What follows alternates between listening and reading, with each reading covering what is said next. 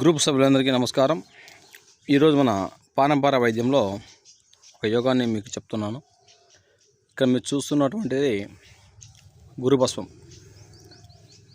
గురుభస్మం అనగా మనకు మొత్తం పాషాణాలు 64 ఉంటాయి.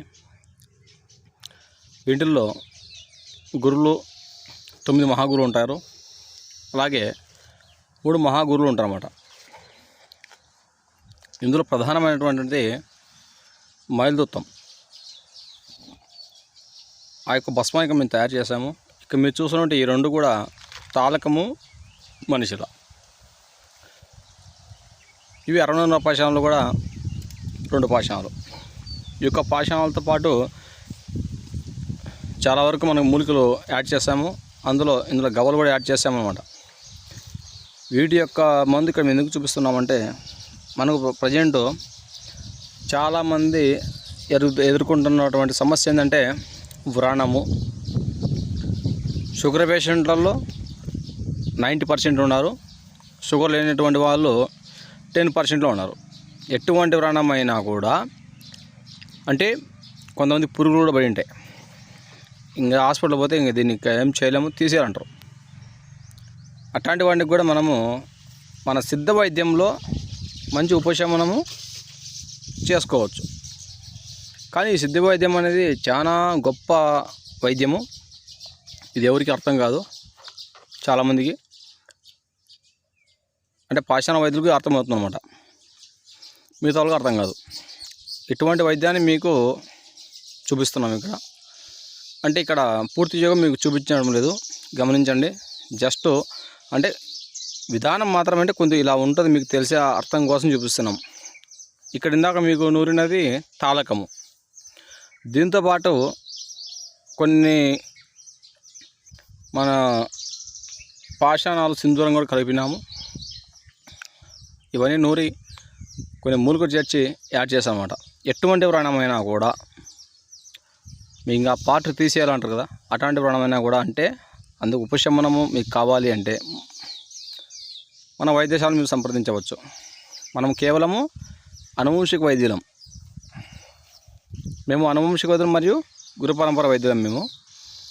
కాబట్టి కావాల్సిన వారు మమ్మల్ని సంప్రదించగలరు. పైపోతుకు ఆయిల్ ఇవ్వగలుగుతాము, అంటే లోపలికి ఈ యొక్క మెడిసిన్ ఇవ్వగలుగుతాము అన్నమాట. ఈ యొక్క మెడిసిన్ కూడా మనం మోతాదు బియ్యపు గింజలో సగభాగం మాత్రమే మోతాదు ఇవ్వగలుగుతాం. సమస్య బట్టి అంటే బియ్యపు గింజ కన్నా ఎక్కువ ఇవ్వమన్నమాట. ఆ అర్ధ బియ్యపు గింజ లేదా ఒక బియ్యపు గింజ. ఇక్కడ మీరు చూస్తున్నటువంటి మరి ఒక మందు ఏంటంటే సంజీవిని రసం. ఇందులో మూలికలు ఎక్కువ ఉంటాయి.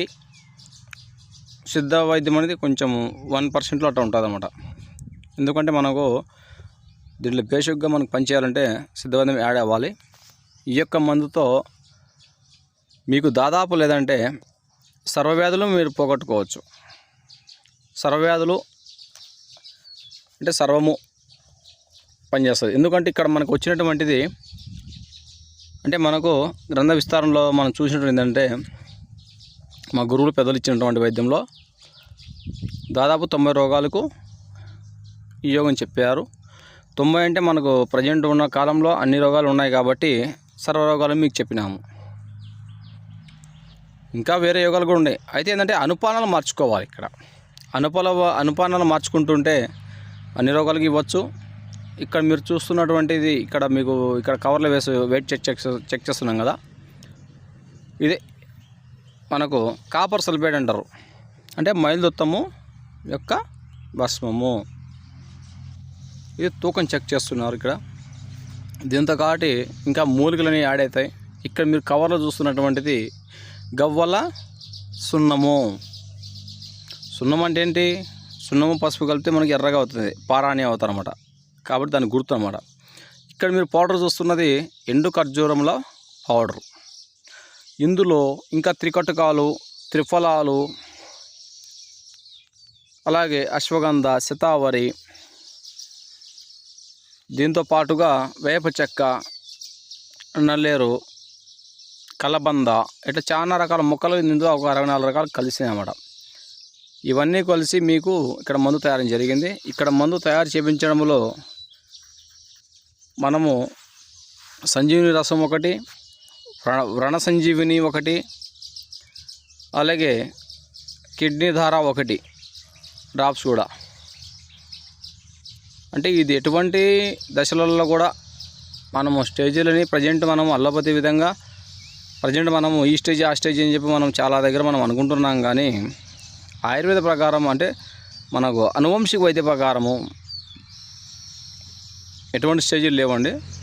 అన్ని స్టేజీలకు కూడా ఒకటే మందు ఉంటుంది.